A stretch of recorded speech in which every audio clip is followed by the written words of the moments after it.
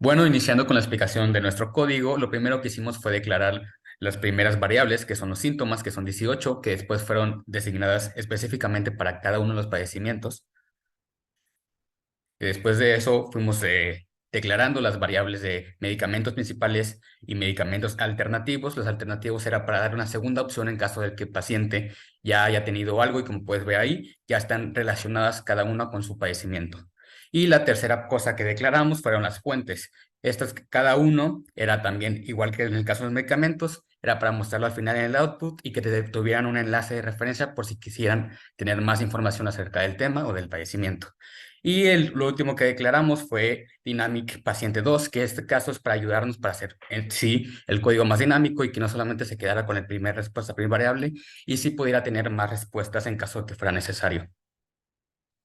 Y pues bueno, ya entrando hacia ahora sí los métodos que se utilizaron dentro del código, pues es la parte del input para que el paciente y o el empleado esté poniendo los resultados de los síntomas.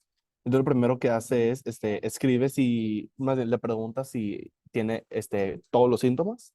Entonces empieza preguntando que si tiene tos, que si tiene fatiga, así tal cual, uno por uno, si se responde un sí o un no. Luego se determina, o más bien se guarda esta información de que si tiene o no tiene este síntoma.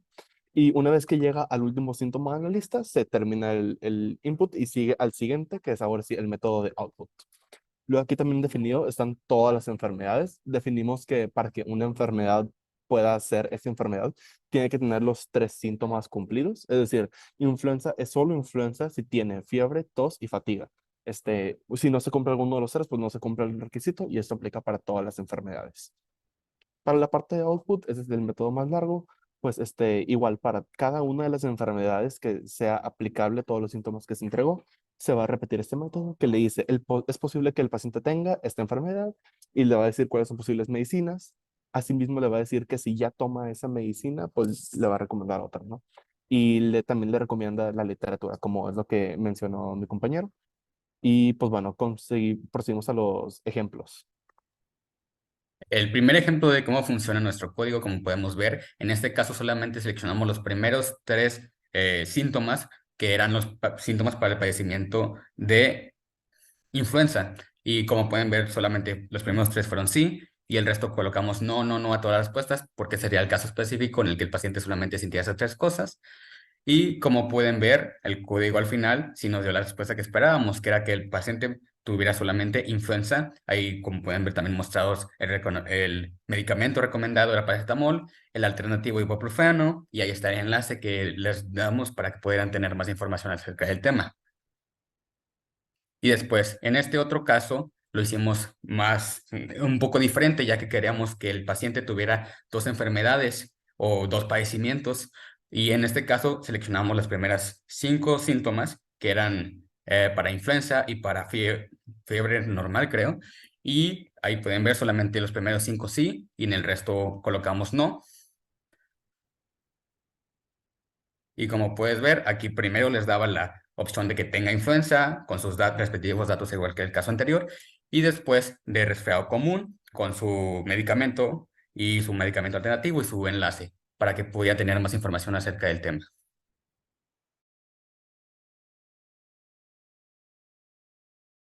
Ya. Pues bueno, eh, prosiguiendo al último ejemplo, pues este no lo hemos corrido para que lo puedan ver en tiempo real. Es mostrar qué es lo que pasa cuando no se ponen los tres síntomas o cuando no corresponde a ninguna de las posibles enfermedades. Pues se le pone aquí el input y aquí en tiempo real pues lo vamos a estar llenando, ¿no? El paciente tiene fiebre, vamos a decir que no, porque vamos a escoger el caso específico en donde el paciente únicamente tiene náuseas.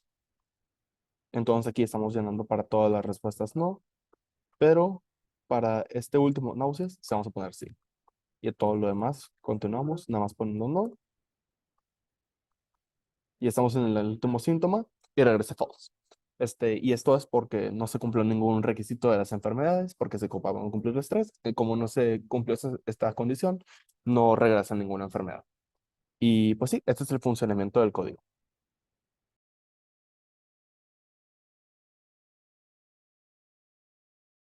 Bueno, para la primera reflexión, pregunta, si un sistema experto como el que se describe en esta situación se puede utilizar para reemplazar la orientación médica. Primeramente es importante entender qué es la orientación médica, que es el proceso en el cual tienes que tomar una evaluación física del historial clínico de un paciente y llegar a algún diagnóstico y hacer recomendaciones médicas hacia el paciente.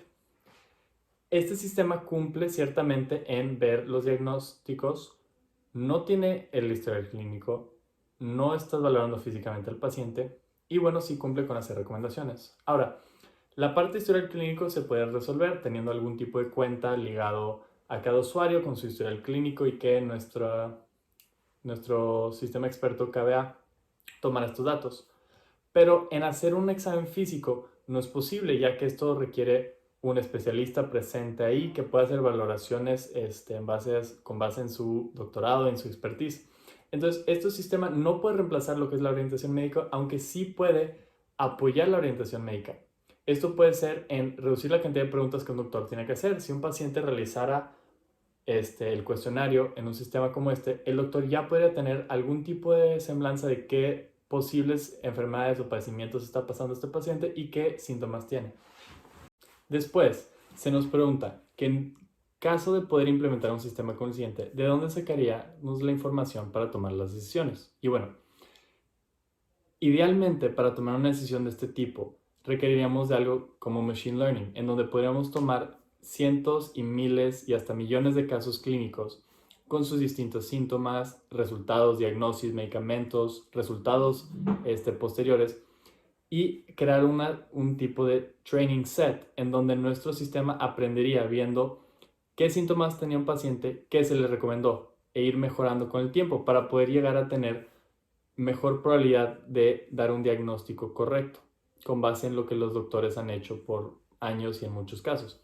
Sin embargo, por la naturaleza del KBA no hay training sets y no hay machine learning, únicamente hay una base de conocimientos. Entonces, tendremos que limitarnos con los conocimientos de los síntomas que están ligados a un cierto padecimiento. Esta información la podemos sacar de bases de datos como lo existen para la medicina y los diferentes padecimientos de parte de distintos gobiernos como el de Estados Unidos. Los beneficios que se pueden derivar de la implementación de un sistema experto como el que se escribe son varios. Uno, por ejemplo, sería que los hospitales pueden beneficiarse de tener una información de síntomas de pacientes y un historial médico ya establecido para poder ahorrarse el tiempo de hacer las preguntas y saltarse al periodo de evaluación y de recomendación. Otro beneficio es que podrías ayudar al paciente a la hora de saber qué síntomas están y qué síntomas se pueden tratar con reposo, medicamentos comunes o tener que acudir a un médico. Consideramos que se debe de tener la responsabilidad de investigar los detalles del caso que resultaron en caso de perjudicar a un cliente. Esto con la finalidad de poder mejorar el sistema y disminuir la cantidad de errores de ese tipo en un futuro, ya que podría presentar problemas legales e incluso dañar la imagen de la empresa.